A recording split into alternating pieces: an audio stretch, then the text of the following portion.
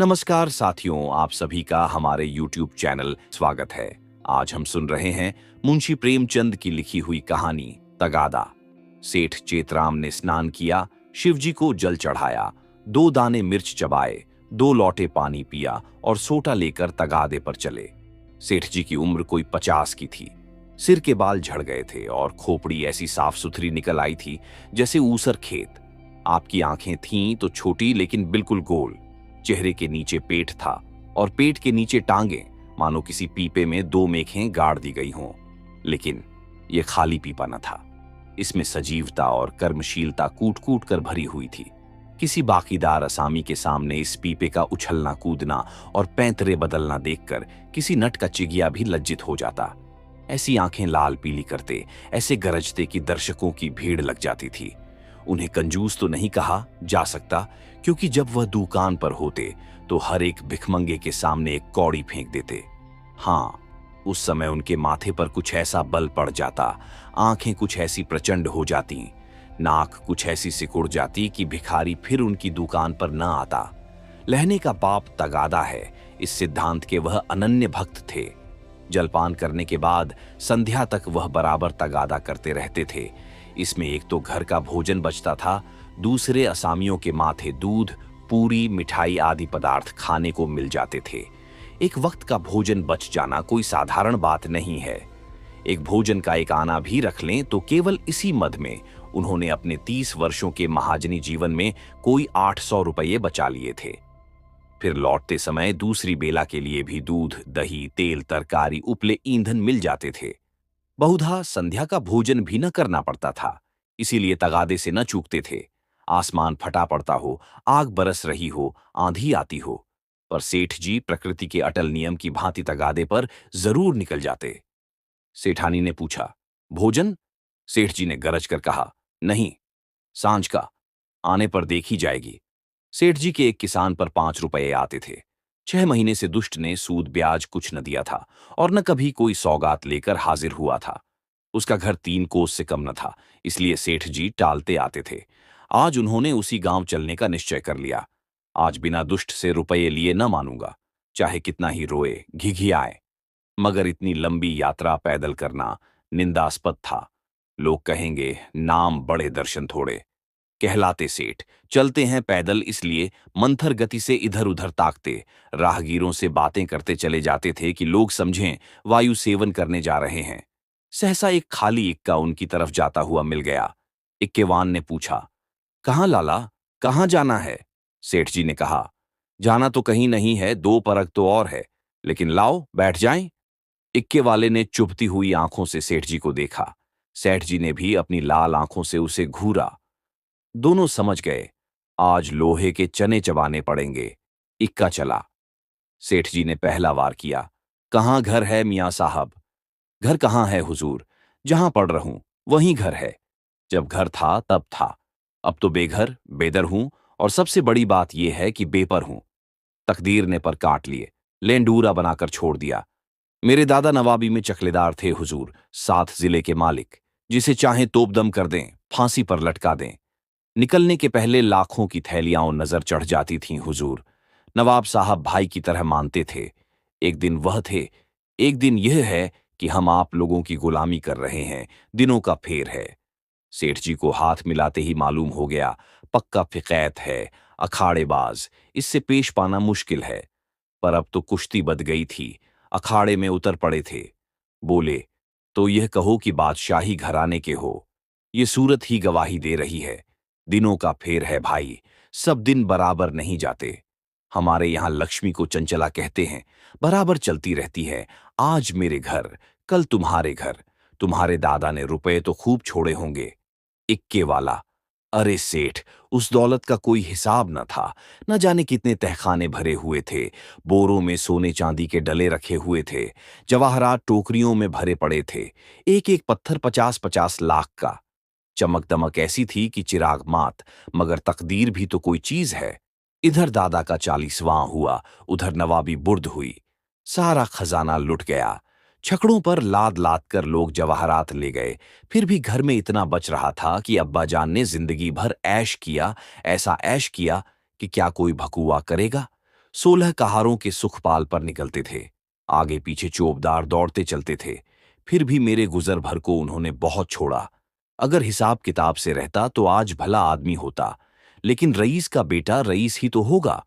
एक बोतल चढ़ाकर बिस्तर से उठता था। रात रात भर मुजरे होते रहते थे। क्या जानता था एक दिन यह ठोकरें खानी पड़ेंगी।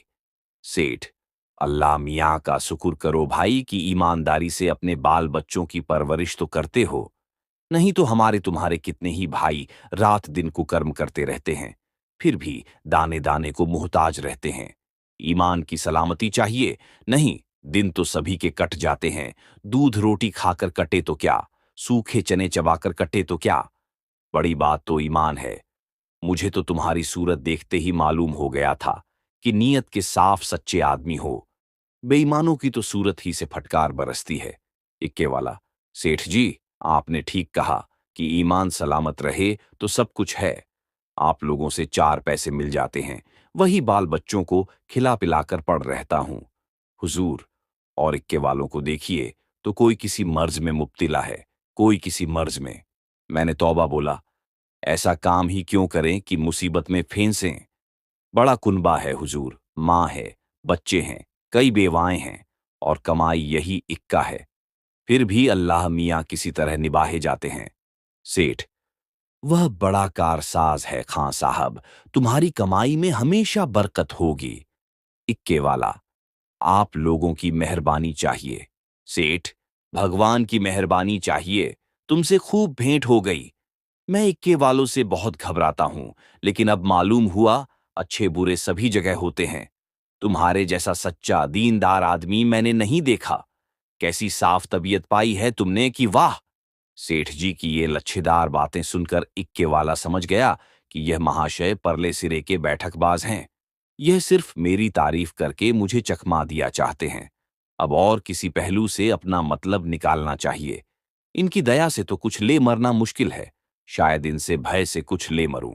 बोला, मगर लाला, ये न समझिए कि मैं जितना सीधा और नेक नजर आता हूं, उतना सीधा और नेक हूं भी। नेकों के साथ नेक हूं, लेकिन बुरों के साथ पक्का बदमाश हूं। यूं कहिए आपकी जूतियां सीधी कर दूं, लेकिन किराए के मामले में किसी के साथ रियायत नहीं करता। रियायत करूं तो खाऊं क्या। सेठ जी ने समझा था। इक्के वाले को हत्थे पर चढ़ा लिया। अब यात्रा निर्विघ्न और निशुल्क समाप्त हो जाएगी। लेकिन यह आलाप सुना तो कान खड़े हुए। बोले, भाई, रुपए पैसे के मामले में मैं भी किसी से रियायत नहीं करता, लेकिन कभी कभी जब यार दोस्तों का मामला आ पड़ता है तो झक मारकर दबना ही पड़ता है। तुम्हें भी कभी कभी बल खाना ही पड़ता होगा। दोस्तों से बेमुरौवती तो नहीं की जाती। इक्के वाले ने रूखेपन से कहा, मैं किसी के साथ मुरौवत नहीं करता। मुरौवत का सबक तो उस्ताद ने पढ़ाया ही नहीं। एक ही चंचूल हूं। मजाल क्या कि कोई एक पैसा दबा ले। घरवाली तक को तो मैं एक पैसा देता नहीं, दूसरों की बात ही क्या है। और इक्के वाले अपने महाजन की खुशामद करते हैं, उसके दरवाजे पर खड़े रहते हैं। यहां महाजनों को भी धता बताता हूं, सब मेरे नाम को रोते हैं। रुपए लिए और साफ डकार गया। देखें अब कैसे वसूल करते हो बच्चा, नालिश करो, घर में क्या धरा है, जो ले लोगे। सेठ जी को मानो झूड़ी चढ़ाई। समझ गए, ये शैतान बिना पैसे लिए न मानेगा। जानते कि यह विपत्ति गले पड़ेगी तो भूल कर भी इक्के पर पांव न रखते। इतनी दूर पैदल चलने में कौन पैर टूटे जाते थे।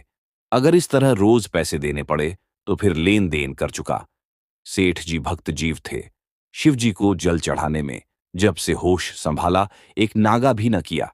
क्या भक्तवत्सल शंकर भगवान इस अवसर पर मेरी सहायता न करेंगे। इष्ट देव का सुमिरन करके बोले, खौ साहब और किसी से चाहे न दबो, पर पुलिस से तो दबना ही पड़ता होगा, वह तो किसी के सगे नहीं होते। इक्के वाले ने कहा, मारा कभी नहीं, उनसे उल्टे और कुछ न कुछ वसूल करता हूं। जहां कोई शिकार मिला झट सस्ते भाड़े बैठाता हूं और थाने पर पहुंचा देता हूं। किराया भी मिल जाता है और इनाम भी। क्या मजाल कि कोई बोल सके। लाइसन नहीं लिया आज तक। लाइसन मजे में सदर में इक्का दौड़ाता फिरता हूं। कोई साला छू नहीं कर सकता। मेले ठेलों में अपनी खूब बन आती है। अच्छे अच्छे माल चुनकर कोतवाली पहुंचाता हूं। वहां कौन किसी की दाल गलती है। जिसे चाहें रोक लें, 1 दिन, 2 दिन, 3 दिन, 20 बहाने हैं। कह दिया। शक था कि यह औरत को भगाए लिए जाता था। फिर कौन बोल सकता है? साहब भी छोड़ना चाहे तो नहीं छोड़ सकते। मुझे सीधा न समझिएगा। एक ही हरामी हूं। सवारियों से पहले किराया तय नहीं करता, ठिकाने पर पहुंचकर एक के दो लेता हूं। जरा भी ची चपड़ किया तो आस्तीन चढ़ा, पैंतरे बदलकर खड़ा हो जाता हूं। फिर कौन है जो सामने ठहर सके? सेठ जी को रोमांच हो आया। हाथ में एक सोटा तो था, पर उसका व्यवहार करने की शक्ति का उनमें अभाव था। आज बुरे फेंसे न जाने किस मनहूस का मुंह देखकर घर से चले थे। कहीं यह दुष्ट उलझ पड़े तो 10-5 दिन हल्दी सोंठ पीना पड़े। अब से भी कुशल है, यहां उतर जाऊं, जो बच जाए वही सही। भीगी बिल्ली बनकर बोले। अच्छा, अब रोक लो खां साहब, मेरा गांव आ गया। बोलो, तुम्हें क्या दे दूं? इक्के वाले ने घोड़ी को एक चाबुक और लगाया और निर्दयता से बोला। मजूरी सोच लो भाई। तुमको न बैठाया होता तो 3 सवारियां बैठा लेता। तीनों 4-4 आने भी देते तो 12 आने हो जाते। तुम 8 ही आने दे दो। सेठ जी की बधिया बैठ गई। इतनी बड़ी रकम उन्होंने उम्र भर इस मद में नहीं खर्च की थी। इतनी सी दूर के लिए इतना किराया वह किसी तरह न दे सकते थे। मनुष्य के जीवन में एक ऐसा अवसर भी आता है जब परिणाम की उसे चिंता नहीं रहती। सेठ जी के जीवन में यह ऐसा ही अवसर था। अगर आने दो आने की बात होती तो खून का घूंट पीकर दे देते। लेकिन 8 आने के लिए कि जिसका द्विगुण एक कलदार होता है, अगर तू मैं ही नहीं, हाथापाई की भी नौबत आए तो वह करने को तैयार थे। यह निश्चय करके वह दृढ़ता के साथ बैठे रहे। सहसा सड़क के किनारे एक झोंपड़ा नजर आया।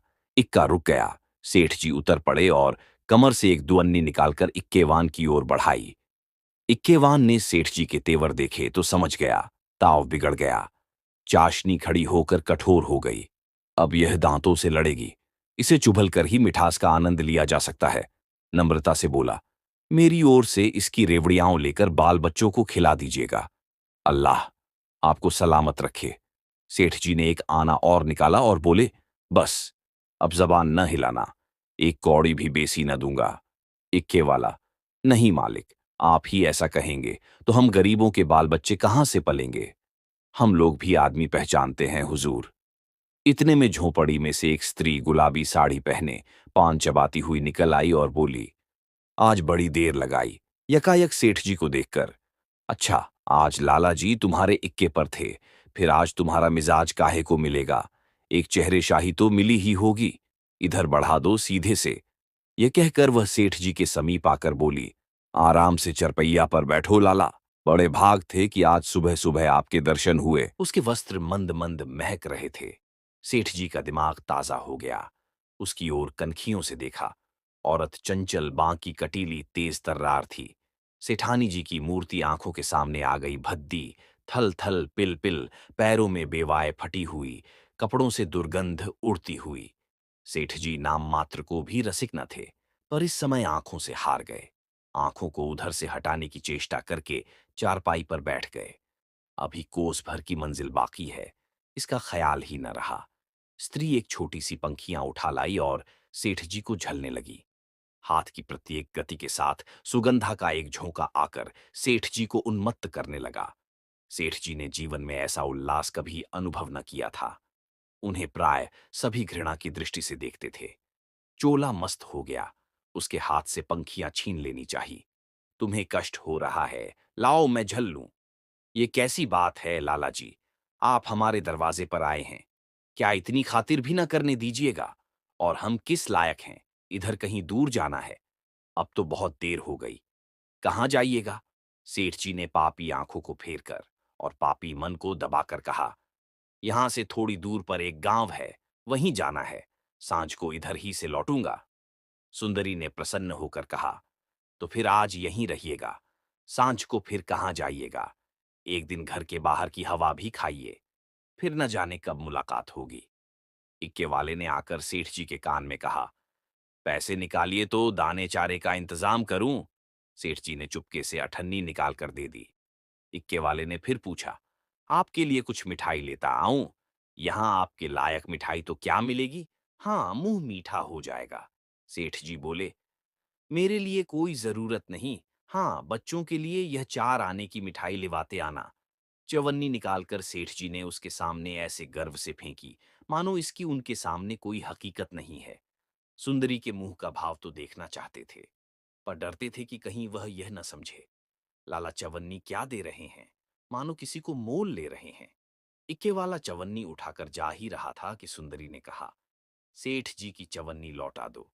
लपक कर उठा ली। शर्म नहीं आती?